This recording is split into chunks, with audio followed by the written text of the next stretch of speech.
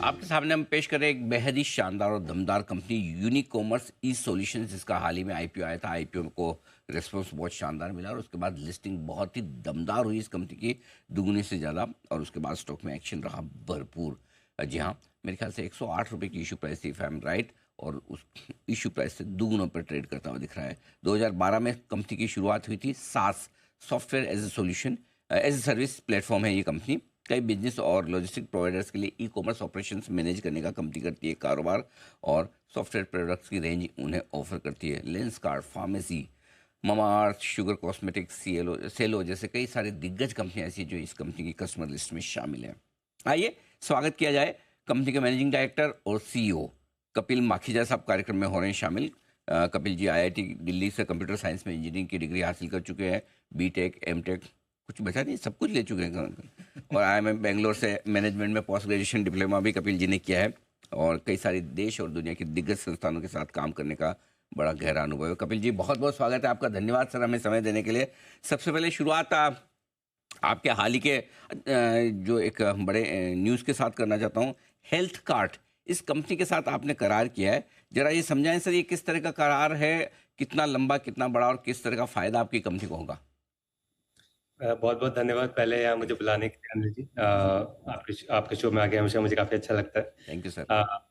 तो जैसे आपने बताया था, हम बहुत सारी कंपनी के साथ काम करते हैं। हम डिजिटल फर्स्ट ब्रांड्स और ट्रेडिशनल ब्रांड्स दोनों के साथ काम करते हैं।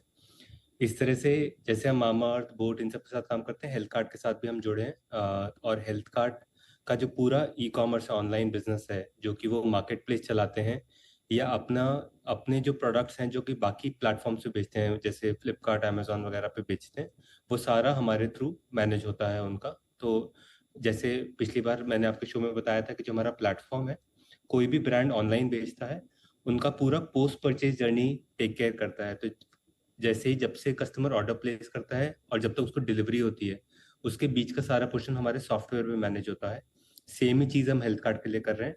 उनका सारा बिजनेस, जो उनके खुद का मार्केट प्लेस है जहाँ पे बाकी सारे सप्लायर्स बेचते हैं, और जो उनके खुद के प्रोडक्ट्स हैं जो वो बाकी प्लेटफॉर्म से, अदर अदर प्लेटफॉर्म से बेचते हैं, वो सारा बिजनेस हमारे पे मैनेज हो रहा है। सर, तो ये हेल्थ कार्ड के लिए भी एंड टू एंड सॉल्यूशंस देने का काम करेगी कंपनी। ये आपके लिए नया टाइप होता हुआ दिख रहा है। अच्छा सर, आपके अगस्त के अंत में रिजल्ट्स भी आए थे, बड़े मजबूत नतीजे रहे। एबिटा आपका 64% बढ़कर आया है, मार्जिन से 10 से 15% बढ़े हैं। जरा समझाएं सर, ऑपरेशनल परफॉर्मेंस किस तरह की रही, और ये दमदार परफॉर्मेंस क्या आगे भी बढ़ती हुई नजर आएगी? क्या आउटलुक है बचे हुए 6 महीनों के लिए सर? बिल्कुल सर, आई थिंक जैसे हमने पहले ही बताया था, अभी ई कॉमर्स हमारे हिसाब से अभी बहुत ही नेसेंट है। हमें लगता है कि बहुत हो चुका है ई कॉमर्स, बट जैसा पिछली बार बताया था कि इंडिया में अभी 4 से 4.5 बिलियन शिपमेंट्स हुई हैं पिछले साल। अगर चाइना से आप कंपेयर करें तो 130 बिलियन के ऊपर शिपमेंट्स हो चुकी हैं। तो अभी बहुत हेडरूम फॉर ग्रोथ है। हमने थोड़ा सा ई कॉमर्स में स्लो डाउन देखा था लास्ट ईयर से टुवर्ड्स एंड ऑफ Q2, जो थोड़ा फेस्टिव सीजन में भी चला। Q1 में भी थोड़ा चला, but towards the end of Q1 हमें थोड़ी रिकवरी होती हुई दिख रही है। बट फॉर इट इज अभी थोड़ा अर्ली है बताने के लिए कि ये ट्रेंड है कि रिकवरी होना शुरू हो गई है, कि अभी एक छोटा सा ब्लिप आया है। बट आई थिंक हमें, जिस तरह से हम बाकी न्यूज़ आर्टिकल्स भी पढ़ रहे हैं, हमें लग रहा है कि आगे फेस्टिव सीजन में ग्रोथ अच्छी आनी चाहिए। और हमारा फोकस एज अ बिजनेस हमेशा अपने ऑपरेटिंग लेवरेज और बिजनेस परफॉर्मेंस पे रहा है। तो रेवेन्यू ग्रोथ जो भी हो, बट हम अपने प्रॉफिट में ग्रोथ हमेशा करते हैं, बिकॉज हमारी कॉस्ट लार्जली फिक्स्ड है। हमारा प्लेटफॉर्म जैसे जैसे इंडिया में ई कॉमर्स की ट्रांजैक्शंस बढ़ती रहेंगी, क्योंकि हमारा रेवेन्यू ट्रांजैक्शन से लिंक्ड है, हमारा रेवेन्यू सबसे बढ़ता रहेगा। और हमारी पूरी कोशिश है कि हम अपना बिजनेस काफ़ी एफिशिएंटली चलाएं, ताकि हम अपने प्रॉफिट्स में और बढ़ोतरी दिखा पाएं। बिल्कुल ठीक बात है। तो ये आपके लिए आगे के लिए आउटलुक की जिस तरह से मार्जिन्स में इम्प्रूवमेंट हुआ है। आप जो बिजनेस करते हैं कपिल जी, दोनों तरह का आपका रेवेन्यू मिक्स है। मतलब एक तो आप जैसे प्रोडक्ट बेचते हैं तो प्रोडक्ट की जो प्राइस वो आपको मिल जाती है, और फिर क्या वेरिएबल रेवेन्यू भी आपका आता है? जरा इसको समझाइए। हमें प्रोडक्ट के प्राइस से रेवेन्यू नहीं मिलता। मतलब हम जो अपना सॉफ्टवेयर प्रोडक्ट बेचते हैं, उसमें एक फी लेते हैं हम, ट्रांजैक्शन लिंक्ड। तो जितने ऑर्डर्स या जितने आइटम्स कोई ब्रांड हमारे प्लेटफॉर्म पे मैनेज करता है, उन आइटम से लिंक्ड हम प्राइस लेते हैं। हमारे एंटरप्राइज कस्टमर 90% हमारा रेवेन्यू कंट्रीब्यूट करते हैं, और वो एक मिनिमम कमिटमेंट हमें देते हैं, जिसको हम सब्सक्रिप्शन फीस बोलते हैं। इसमें हम कुछ ट्रांजैक्शंस बंडल करके दे देते हैं। जब वो ट्रांजैक्शंस प्रोसेस कर लेते हैं, उसके बाद कोई एडिशनल ट्रांजैक्शंस जब वो प्रोसेस करते हैं, तो उसके लिए एडिशनल पैसे वो हमको देते हैं। तो जैसे जैसे ट्रांजैक्शंस बढ़ती रहती हैं, हमारा रेवेन्यू बढ़ता रहता है। हमारी ग्रोथ स्ट्रैटेजी बहुत सिंपल है, जो हमने पहले भी बात करी थी।